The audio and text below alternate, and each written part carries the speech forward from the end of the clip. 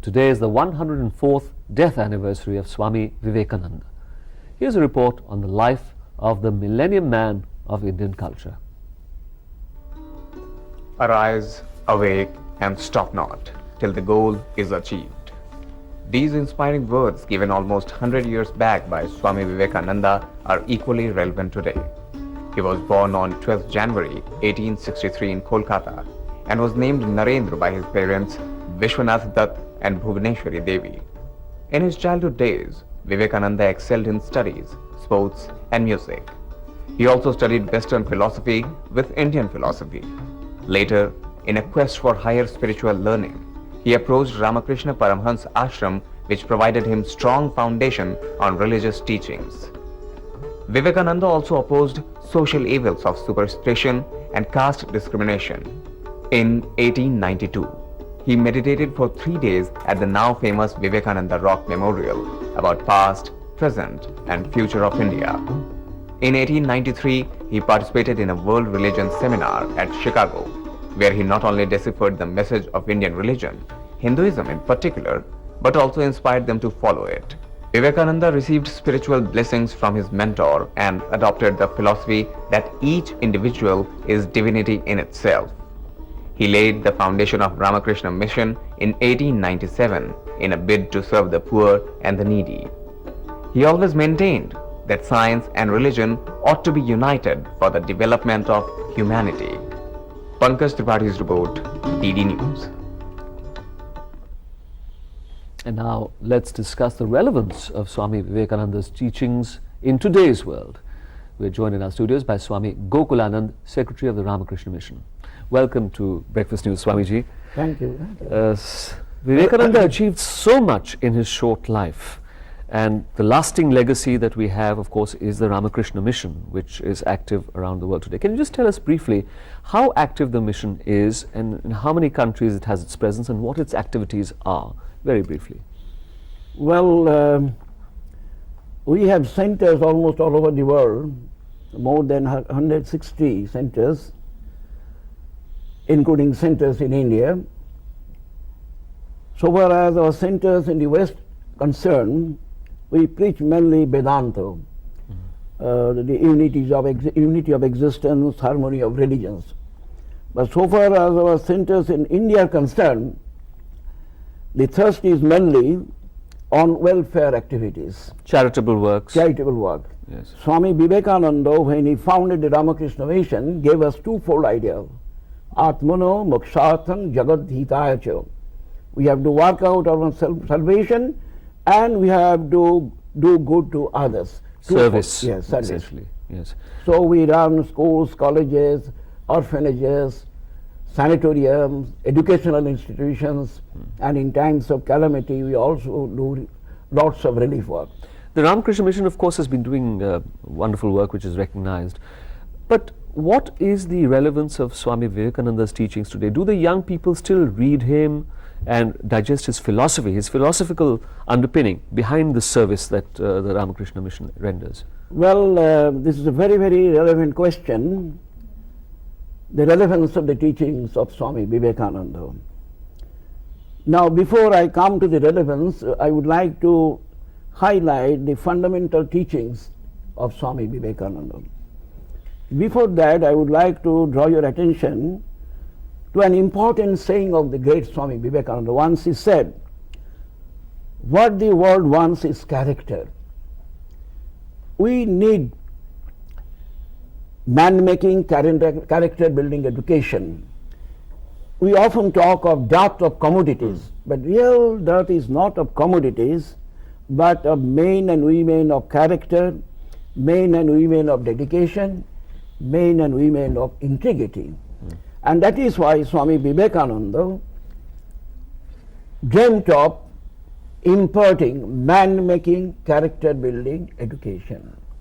And for that he would say, and I quote what he said, "Sadhavan ban, virjavan ban, आत्मज्ञान प्राप्त कर और परहित के लिए जीवन उत्सर्ग कर दे, यही मेरी इच्छा और आशीर्वाद." This is very important. Right.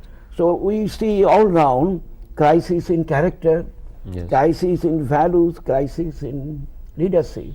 Indeed. India attained independence 47. If we have got the right type of men and women of character, India's fate should have been different. So Vivekananda's teachings extremely relevant in the present context. That is true, Swamiji, but he has Swami Vivekananda has a great following, we know, of course, in some parts of the country, especially in Bengal, for instance. But what about other parts of the country and about other parts of the world? Do people still read him and try and tackle his philosophy, young people particularly? Yes, you said that we have many centers in Bengal, no doubt, but we are spreading, we are having centers. Recently I came from Gujarat and I had been to Ahmedabad and other places, Lemti, Baroda, where as great Swami Vivekananda went, before he went to America in 1893 as a Paribrajaka Sannyasi. Everywhere we are now spreading. Recently we have started centers in Germany also and other places. That is not that we confine ourselves only to Bengal. Well, Swami Vivekananda believed in a healthy synthesis of East and West, religion and science. How do you think the youth can be trained to adhere to his philosophy of service to mankind in today's times? Yes, you see, Swamiji's philosophy, in Swamiji's philosophy we find a happy blending of science and religion, yes, action and contemplation. And Swamiji also said in one place, I just quote one, that the older religions said that they were atheists who did not believe in gods and goddesses. But how modern Swami Vivekananda, how rational in his outlook, he said, the new religion says that he or she is an atheist who does not believe in himself or herself. And he would also say, the sooner the superstitions are rooted out, better for mankind. Yes. So Swamiji was very rational in his outlook. He didn't believe in rituals and superstitions yes, and that at is all. why Swamiji thought of giving to the youth of the country a religion which is scientific, empirical, and that is why it appeals to the modern youths of the country. And a religion which encompasses all humanity, All humanity. which doesn't divide. And that is why Swamiji would say that one example I give you, he went to Rameshwar temple and there he made the prophetic declaration that those who believe only in stone Sivalingas, gone are those days. I preach their doctrine and tell that Shiva is more pleased with those youths who worship the living Narayans, living gods and goddesses, Correct. Yes. before the illiterate, irrespective of caste, creed and color. So that is Vivekananda's religion, and it appeals to the youth, and that is why so many young boys, when they go through Swami Vivekananda's lectures from Colombo to Almora, letters of Vivekananda, they feel drawn to the call of the great Vivekananda. Swami Vivekananda's philosophy of work is worship can do wonders in our country. I think the entire concept of communalism and ethnic strife will disappear once that philosophy is incorporated into the souls of every youth. How is the Ramakrishna Mission working towards that, in achieving that? You see, our basic philosophy is that Yes. no work is secular. I cite one example. Once I made a great want of the Ramakrishna Mission, and he said that there were days when even the youths they complained when they joined the Ramakrishna Mission, that with great hope we join to realize God, and we are given so much of physical work. And then one direct disciple of Swami Vivekananda said, my son, remember, the entire life is one of continuous meditation and service. What more time do you require? Swamiji gave a new orientation to the concept of science.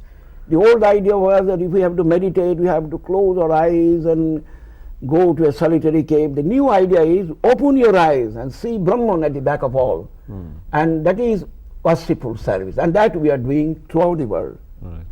Don't you think it is a bit sad, or I would like to ask your opinion on this, that Swamiji was never really given as much importance, as much respect till he delivered the Chicago Address? Why is it that our Indian leaders, philosophers, guides, only once they get recognition abroad, only then do Indians suddenly realize how great they are? Absolutely, because in one sentence I can say that was the slavish mentality.